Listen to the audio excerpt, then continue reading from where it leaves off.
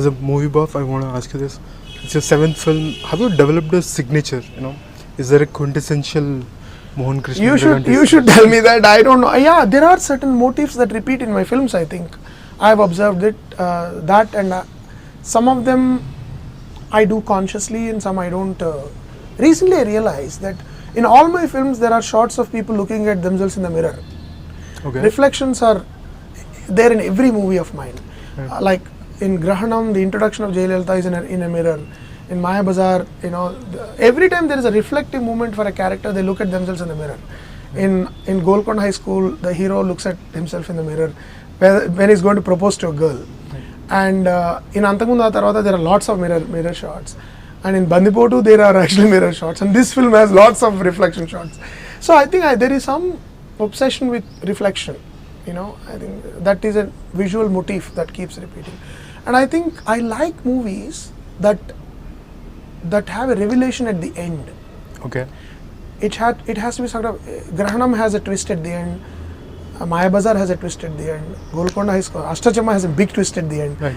Golconda High School has a twist at the end, Antamundu has a twist at the end, and even Bandipotu had, but it didn't work as much as I wanted it to, Right. and then this has a twist. So I think something about emotional revelation, Okay. I think appeals to me. I think probably because I love reading O. Henry, for example, at a young age. His short stories always end with a twist at the end. And so for me, film writing, I think, is about those discoveries, those sudden emotional discoveries that make the experience valuable. Right. That if this is what I feel, but I think some people tell me that, okay, you make these class movies for I don't believe in that, but yeah, sensibilities have to be refined for me. I can't pander. I can't play to the gallery. I'm not looking for whistles and claps and trying to devise scenes to get that. I don't like to exploit women on screen. I don't like to show their bodies for the sake of making money, and I don't like to show violence because it kind of gives you a sensory thrill. Right. I want to do it because only if it makes sense to me. Right. Now, I recently read the column that you wrote for Hindu about formula films and all. Now, it got me thinking because you're working in an industry which is so obsessed about success rate. Exactly. Yeah. So, where does that leave a filmmaker like you, where you're saying that you don't want to pander to the galleries? You'll just does it become a struggle for you every time? It's always, but it's fortunate that I'm making films. I mean, I'm not stopped, so they have allowed me to do it, right. Which means there is an audience which wants to see my film. And see, the interesting thing is that I meet all producers and directors. They all have the same anxieties about the industry. They all want to make better films. Right. And I've met writers, I've met directors, I've met big producers and people who have been in this business for years. Individually, when I speak to them, they all have the same concerns. It's not like I'm voicing only mine. But it somewhere it became a vicious circle.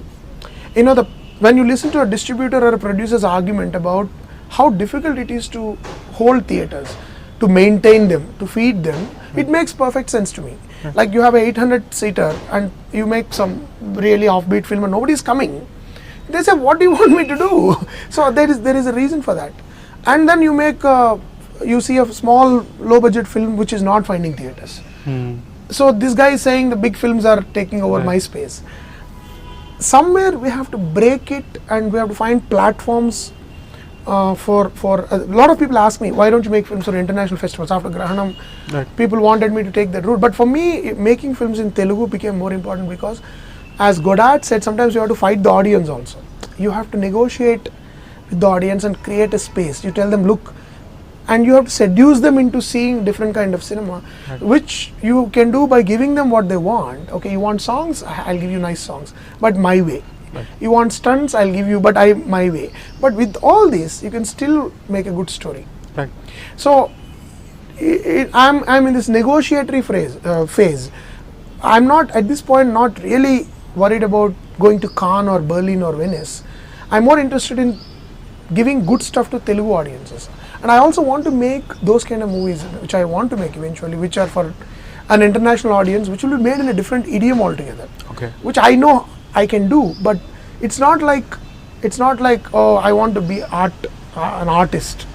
This is also an art form. I mean, and like all languages have, like if I'm speaking Telugu, I can write poetry in it, I can write a ballad in it, I can write a short story in it. Similarly in cinema, I can make a thriller, I can make a very popular masala film, then I can make a real serious story like Grahanam. Right. That's how I want to see myself. I want to be a filmmaker who can attempt different styles of filmmaking. So that way it is tough, there's no doubt about that, but I think nothing is easy. I think so you're also talking about cultural education, as a way forward. Yeah. Isn't it a two-way process? Like the audience also have to expect a lot more from the filmmakers. No, exactly. I mean, you can never blame the audience, because the audience is not a uniform entity, right? Yeah. The audience is a group of different cultural, social, economic backgrounds.